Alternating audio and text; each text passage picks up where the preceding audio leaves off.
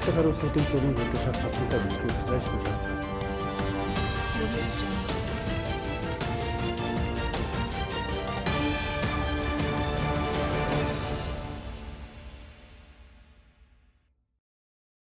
Эрхэм хүндэт үзэгчдээ 24 цаг мэдээллийн хөтөлбөр маань зочин цагаар үргэлжилж байна.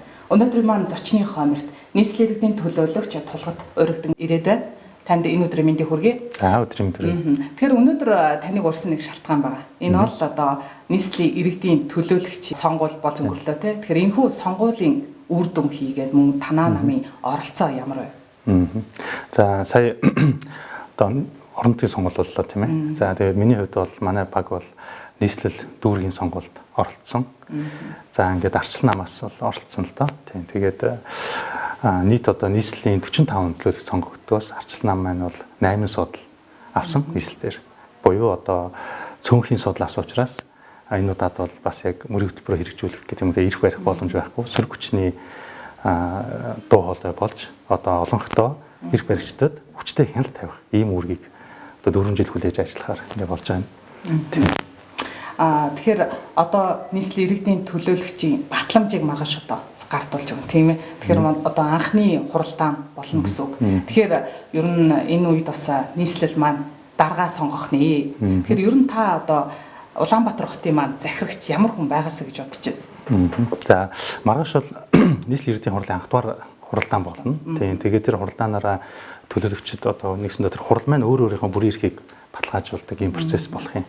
За ингээд хотын дарга буюу одоо нийслэлийн засаг дарга Улаанбаатар хотын захирагчаа сонгоно. Мөн одоо нийслэлийн иргэдийн хурлын даргаа бас сонгоно тий. За энэ сонгуультай холбоотойгоор бол мэдээж олон хулсан Монгол Ардын нам өнөөдөр бас удирдах зүйл дээр хурлаа хийгээд ер нь шийдвэр гаргаж явах шиг байна. Тэгэхээр тэр удирдах дээд байгууллагын шийдвэрийн дагуу маргааш тэр нийслэлийн иргэдийн хуралд байгаа төлөөлөгч нар Ардын намын төлөөлөгч нар бол мэдээж олон юм чинь. За тэрүүгээрээ ингээд сонгоо явуучих байх. Тэгэхээр одоо өнөөдөр бол нэр нь угаасаа гараад байна тийм Сумын базар улсын хурлын гишүүн гэдэг. Тэгэхээр одоо ийм хүн байгаасаа гэж хэлэхгээс илүү одоо нэгдээ тийм хүн болчлоо. Одоо тэгээд яг хотын дарга хүн бол одоо нийслэлийн сая 500 мянган тийм ээ хүн амын энэ өдөр тутмын одоо мянган асуудалтай байнга утгалдаж ингэж ордог ийм хүн байдаг тийм. Тэгэхээр мэдээж ингээд одоо маш их юу гэх юм удирдлагын шийдвэр гаргана. Одоо ингээл одоо тэр олон асуудлуудыг эрэм дарааг нь тогтоож байгаа бол ингээл ажиллах шаардлагатай болно. Тэ тэгээд яг тэр дотор бол нэг чухал зүйл бол юу вэ гэхээр тийм нээлттэй одоо ил тод ийм одоо удирдлага арга барилтай байх шаардлагатай гэж бодож байгаа. Юм нь нээлттэй байх хэрэгтэй тийм ээ. Тэгээ мөн одоо энэ сүүлийн жилүүдэд бол бас энэ төрийн үйлчлэгээний хүн суртал бол бас их үнэхээр одоо бас гамшигын байдалтай байна. Иргэд бол маш их чирэгддэг бүхэнддэгтэй. Энтэй бас тэмцэх ийм бас хотын дарга байгаасай тийм ээ. Тэгээ хууль дүрм журмаа бас мөрддөг. Энэ одоо сая төвшүүлсэн мөрийн хөтөлбөрөө одоо хэрэгжүүлэх амьдрал дээр хэрэгжүүлэх дээр одоо бүх хүчтэй ажиллаж ажиллах ийм хүн байх шаардлагатай гэж бодож байна. Ер нь улсын хурлын гишүүн тийм ээ Сумын базар яг одоо нийслэлийн захирагч болно гэхээр мэдээжийн хэрэг одоо энэ сая 500 хүний өмнө хүлээсэн үүрэгтэй тийм ээ 3 сая хүний өмнө гэхээсээ илүү одоо нийслэл хотыг одоо удирдна гэдэг нь одоо таны хувьд одоо жишээлбэл энэ одоо улсын хурлын гишүүнээсээ бүрэн татгалзаад энэ хотын захирагч болно гэдэг нь энэ одоо таны байр сууриас болно. Яг нь миний хувьд бол хүлээлт бол юу байсан гэхээр ер нь дүүрэг нийслэлээр төлөөлөгчөөр ажиллаж байсан тэг яг нийслэлийн одоо энэ жаргал зовлон гэдэг юмыг бас мэддэг ийм кандидатууд бол Монгол Ардын намд олонход бол бас зөндөө хүн байгаа шүү дээ. Тэгэхээр тийм хүн хотын дараагаар ажиллавал бас одоо нөгөө милиц зарчим гэдэг шиг те ингээд туршлага хоригдлуулаад асуудалтай нүүр тулаа явуулсан юм туршлагатай хүн байвал их зүгээр юм болов гэж бодож ирсэн. Сумын базар гишүүний хувьд бол мэдээж одоо сонгон архын дүүргээс бас л иргэдийн нийслэлийн иргэдийг төлөөлөөд одоо улсын хурал сонгогдсон ийм хүн гэдэг утгаараа бас мэдээж одоо иргэдээ бас иргэдийн жаргал зовлон мэднэ гэдэг юм байгаа байх тийм үү. Гэхдээ зүгээр би бол ер нь бол улсын хурал байгаа улсын хурлын гишүүд бол жоохон шүмжэлтэй ханддаг. Яг үндэ бол сүүлийн одоо өнгөрсөн жилүүдэд бол одоо нийслэлийн төсөв нийслэл өөрөө өөртөө захиран цацуулах төсөв хөрөнгийн тийм ээ одоо юу гэнэ зүгээр нь авч үлдэж болох байсан хэсгийг засгийн газар руугаа одоо сангийн яам руугаа алддаг тийм ээ. Тэгээд одоо яг үржил энэ жилийн одоо төсөв хэд хилцэгдэж штэ. Гэтэл ч одоо нийслэлийн төсвөөс 400 тэрбум төгрөг татан одоо төлрүүлэх юм болж байгаа байхгүй юу? Евро улсын төсвөрөө те. Тэгээ энэ маань цаашаа юу руу явдаг вэ гэхээр нөгөө нэг 130 тэрбум нь Хинтийн аймаг руу ч гэх юм уу. Баян онгор аймаг руу гэдэг тийм. Гэтэл тэнд нь одоо хүн ам нь хэд байгаа вэ? Улаанбаатар хотод энэ хамаг асуудал нь хоригдлогчод байдаг. Тэгээ энэ дээр бол нийслэлээс сонгогдож байгаа улсын хурлын гишүүд ажиллаж чадахгүй байгаа гэдгийг бол би тэгээ харуулах юм үзүүлэлт гэж бодож байгаа. Сая жишээлбэл одоо нийслэлийн иргэдийн төлөөлөгч байж байгаад яг энэ зовлонгийн мэдээд улсын хурлд гарсан ам сайхан гишүүн гэдэг ч юм уу те сандаг очир гэдэг юм. Энэ хүмүүс бол харьцангуйгаар одоо яг энэ зовлонг бас мэдж байгаа хүмүүс гэдэг утгаар тийм ээ би бас хэлээд байна л да. Тэгэхээр тэр тал дээр бол одоо нийслэлээс сонгогдсон байгаа улсын хурлын гишүүд бол яг нийслэлчүүдэд төлөөлж нийслэлийнхаа тэр асуудлыг шийдэхэд улсын хурал дээр дуу хоолой болж ажиллаж чадахгүй байгаа. Тэгээ тэр хүмүүсийн нэг нь гэж би бодож байгаа Шимийн Хазар гишүүн бол.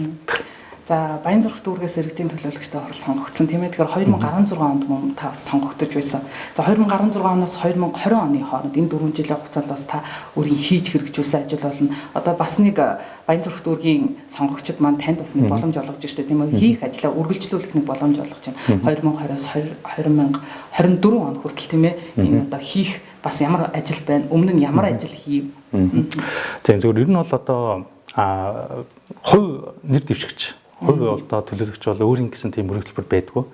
Намын мөрөгдөлбөрөөрөө сонгуульд өрсөлддөг. Намын мөрөгдөлбөр тусаагүй амлалт байт юм уу зорилт бодлогыг ярьж болдгоо. Тэгэхээр бид бол яг 16 онд ч тэр сая 20 онд ч тэр тэ нийслэлийн арчлал намын мөрөгдөлбөр дэвшүүлсэн зорилт бодлого энийг болно гэж одоо ярьж тийм ээ явсан. За харамслаа нэгээд одоо 2 удаа дараалаад ялагдсан. Тэгэхээр одоо бидний хувьд бол нэг номерт хамгийн гол хийх ёстой зүйл юу гэдэг вэ гэхээр энэ олонх буюу эрх баригчдад маш хүчтэй хяналт тавих хэрэгтэй тийм ээ. За энэ сөрөг хүчний дуу хоолой болох иргэдийнхаа дуу хоолой болох иргэдийн тавих тэр хяналтыг энэ эрх баригчдад тавина гэдэг ажлыг маш сайн хийх хэрэгтэй. Мэдээж хоёрт нь тойрог дээр тулгымцсан асуудлууд дээр бол бас мэдээж шийдэл гаргаж тийм ээ энэ дээр санал оруулж ингэж явна гэдэг юм бол байгаа. Миний хувьд бол 16 он төлөөлөгч болох үед одоо яг манай 4 хороо байдаг л да 1 3 4 7 дугаар хороо тэгээд бас асуудлууд маш тодорхой. За тэр асуудлууд дээр бол тухайн үед хотын дарга Батуулд дарга байсан олонхоос тэгээд Батуулд даргаад яг өөрийнхөө ороод дээр тулгамдсан 10-аад асуудлаа чагсаагаад төлөөлөгч болонгуудаа албан бичгээр өгөөд тэгээд би бас яг уулзалт хийж байгаа. За энэ асуудлуудыг шийдмээр байна. Шийдлүүд нь юм байна гэд тийм ээ ингээд санд оруулж ирсэн. Тэгээ одоо иргэд харахад бол тэр асуудлууд маань бол нэлээд шийдэгдсэн байгаад бол баяр тань л да. Одоо жишээлбэл тэр 15 дугаар хороолт байдаг хөл өмгийн талбай тийм ээ маш олон жил битүү стадион барихын зураг төсөлтөө тэр нь маш өндөр өртөгтэй учраас ерөөсөө хэрэгжиж байсан 10 хэдэн жил барилгын хог хаядаг аригчид цуглардаг хогийн цэг болсон байсан тийм. За энэ дээр бол энэ задгай буцаагаад хөл өмгийн талбай байдлаар ногоон байгууламжтай ийм байгууламж болж янзлал одоо эн чинь бол хямд өртгөөр богино хугацаанд янзлах боломжтой гэдэг сандыг хэлжсэн. Гэхдээ энэ төр бол зөвхөн нэг төлөөлөгч биш энэ чинь бас дүүргийн төлөөлөгч улсын хурлын гишүүд гэдэг тийм талдлаасаа энэ чинь хамжилцаад санд оруулаад явдаг зүйл л тийм. Ингээд нийслэлийн төсвөр сая бол одоо ингээд тогтчлын ажил хийхдээ ашиглалтанд орсон гिचнэ тий одоо бас хойшоо гэр орол руу явдаг бас зам энэ зам дээр бол жил болгон нийслэлийн төсөв санал өгчээсэн боловч яг төсөв нь хитчээд улсын хурлын төсвөр гишүүн одоо саран чимгийн төсвөр бол дэмжилчил ажил нь хийгдэж байна тий ингээ яг иргэд харахад бол тухайн үед одоо гол толгойн өвчин болж байсан асуудлууд маань бол ингээ шийдэгдээ явж байна. За энэ жилийн тухайд бол таны асуултанд хариулахад тойрог маань 2 дахин томорсон. Өмнөх одоо хороод дээр маань нэмэгдээд юу дайрхийн 3 том хороо ороод ирсэн. Тэгэхээр одоо ингээд зөвхөн өмнөх одоо Сансар Микер, Баян Цэлчүүкөө, хөдөө аж ахуйн яам, хойшоо цэргийн отгон биш дахиад архийн иргэдийн асуудал гэх тийм. Ингээд сая сонгуулиар явж хахад ер нь энэ одоо манай гэр хорооллын тийм ээ. Даригчин бол ерөөсөө тэр чигээр гэр хороо шүү дээ. Тэгэхээр энэ асуудлыг яаж шийдэх вэ гэдэг юм дээр одоо яг өөрснийхөө мөрөглөлбөрийг ингээд яриа явсан. Тэгээд ер нь яг надад нэг ийм бодол байгаад байна. Сүүлийн жилүүд бол яг энэ гэр хороол руу тавих энэ зам байт юм тогтчлтын энэ ажлууд бол орхигдсон байгаад байгаа. Урагшаага тийм ээ зайсан руу ч гэдэг юм. Шинэ яамнаг бол одоо цоошин хот бий болчлоо шүү дээ. Маш богино хугацаанд тийм. Тэгээ яагаад ингэж энэ хойно байгаа энэ иргэдээ нийт одоо Улаанбаатар хотын 60 хүн гэр оролт байгаа. Энэ иргэд рүүгээ бид тэр хөрөнгө оруулалт хийхгүй байна. Тэгээ ийшээгээ тэр төсвийн хөрөнгө оруулалт тийм бүтээн байгуулалт яагаад хийхгүй байна гэдэг асуудал тавьж байгаа байхгүй. Энийг бол сая нийслэлийн арслал нам бид нар бол сонгуульд оролцохдоо бид нар гэр хороол руу анхаарал тавина. Бид нар орхигдсон эсвүүд рүү анхаарал тавина. Ийшээгээ төсвийн хөрөнгө оруулалт юмнуудыг төлхөө явуулна гэдэг байдлаар сонгуульд оролцсон. Тэгэхээр яг одоо нэгдээ сөрөг хүчин болсон ч гэсэн яг энэ бид нар дэвшүүлсэн бодлого энэ юм а бас эрх баригчдын тэр одоо хэрэгжүүлэх хөтөлбөр арга хэмжээнд тусгуулж явах талаар бол ажиллана. Дээрээс нэг маш чухал юм байгаа. Тэр юу вэ гэхээр зөвхөн төсвийн хөрөнгөөр зам байт юм уу тэр тогтчлыг хийгээд яваад байгаа гэдэг маань ёроолгүй сав руу ингээд нэг чулуудаад байгаатай адилхан. Тэгэхээр яах ёстой вэ гэхээр ерөөсө тэр хав маань өөрөө эдийн засгийн үн цэнтэй болох ёстой.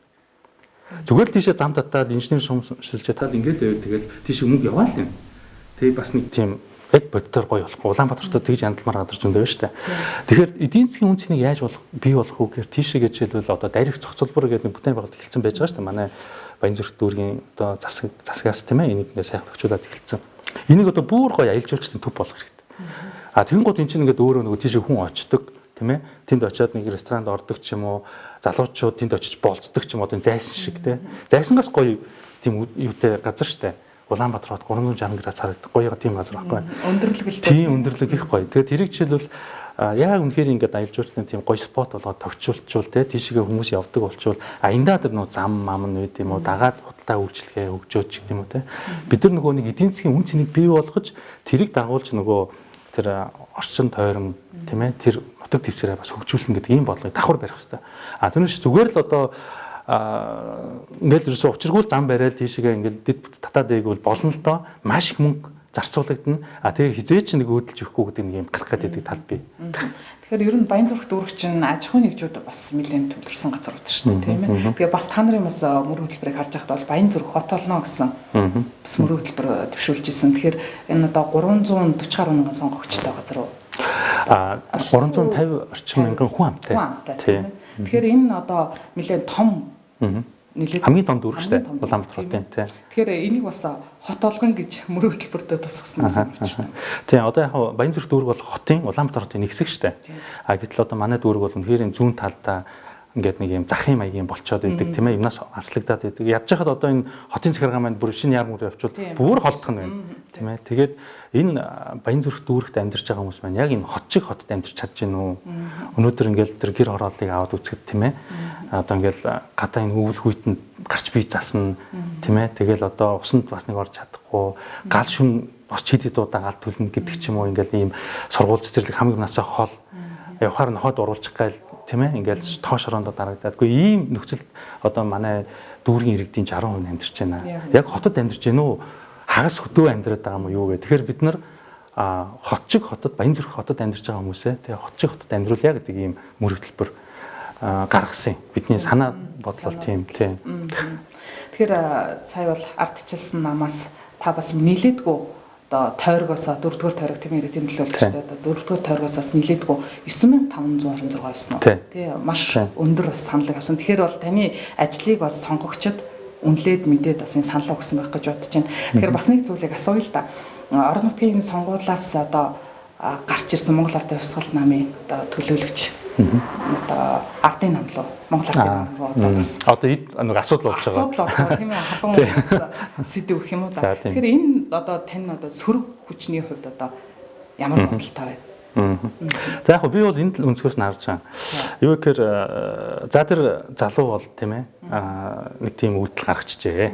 Одоо сонгогдсон мөртлөө Монгол Ардын хувьсгалт нам, Монгол Ардын хувьсгалт нам, Ардчилсан намын одоо хамтарсан ийм сонгуулийн багаас сонгогдсон. Өөрөөр хэлбэл одоо тэнд чинь нэг Ардчилсан намын гишүүдээр хүн саналаа өгсөн тийм үү. Тэгтэл нөгөө яг өрсөлдөгч сөрөг намынх руу гүгэд орцсон сонгуулийн маргааш нь. За ингээд нь бол яг яаж харсан ёс зүг үйлдэлгээд бүгд л шоу гэж байна тийм. За тэгэхээр нийгэмд бол одоо бат дорж дулмаа гэдэг ингээд янз бүрийн хүмүүс байна тийм. Ёс зүг үйлдэл гарах хүн байна. Ялангуяа улс төрд орсон хүмүүс дотор бол үзэл санааны төлөө явж байгаа хүмүүс байна тийм үү. Зүгээр яг сандал ширээ эрх мэдлийн төлөө бас явж байгаа тийм ээ. Магадгүй ялчууд би тендерээс мөнгө цохоод ингээд баяжчих гэж бодож байгаа хүмүүс ч бас байгаа тийм үү. Тэгэхээр тэр ер нь яг хувийн явцуу эрх ашгаа дагаж улс төрд орсон залуу байна даа гэж би харсан. Тийм ээ? Ийм хүмүүс байгаа шүү дээ. Тэгэхээр тэр хүн асуудал гэхээсээ илүү надад юу асуудал вэ гэхээр Монгол улсын ерөнхий сайд гэдэг хүн тийм ээ? Энд чинь зөвхөн хүн биш аахгүй, хувь хүн биш. Монгол улсын төрийн одоо тэр хүн, төрийн 3 хүндрлийн нэг ийм хүн тэр увайг үйлдлийг хүлэмж өрөөд дэмжиж хамт зураг авахуулаад баяр хүргээд тийм ээ? Намдаа оруулъя гэдэг. Энэ бол хамгийн үнэхээр одоо харамсалтай гутамшигтай үйл явдал юм аа. Түүнээс ч тэр Магнай баяр гэдэг залуу яана вэ нү те ороо дээр сайн зөндөл хүн байгаа. Асуудал биш. За хоёрт нь одоо Монгол улсын улс төрийн ууган хүчин гэж өөрөөгөө нэрлэдэг үндэсний хэмжээний те эрх баригч одоо удахгүй 100 жилийнхаа ойг тэмдэглэж байгаа Монгол Ардын нам орон нутгийн сонгуульд ялт байгуулчаад энэ институт бас ийм зүйлийг хүүлэн дэмжиж тийм ээ ёс зүйн үйлдэлийг ингэж өгшүүлж байгаа нь бол бас маш харамсалтай. Энэ одоо дэмждэг Монгол Ардын намыг дэмждэг тэр олон мянган иргэдийн хувьд бол их тийм таатай л санагдаагүй гэж би бодож байна. Орон нутгийн сонгуулийн ялтанд маш том хар тол бүлдээлээ. Ийм ёс зүйгүй улс төрийн соёлгүй байдлыг тийм ээ хүлээн зөвшөөрч магадгүй тэрийг бүр цаагаараа зохион байгуулж хийсэн байж таа.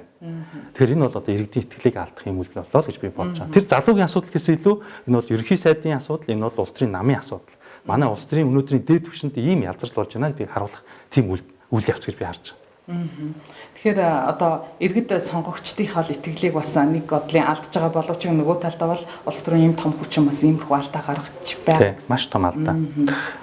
За ингээд бид хоёрын ярилцах цаг маань өөр өндөрлөж байна. Тэгээд өнөөдөр манаас зочны хуваарт урилгыг маань хүлээж авсан таны бас ажил өсөд өндөр амжилтыг хүсье. Тэгээд маргааш бас маш том албан нэг ажлаа хүлээлгэж өгч харин нөгөө ажлаа бас хүлээж авах нь тийм ээ.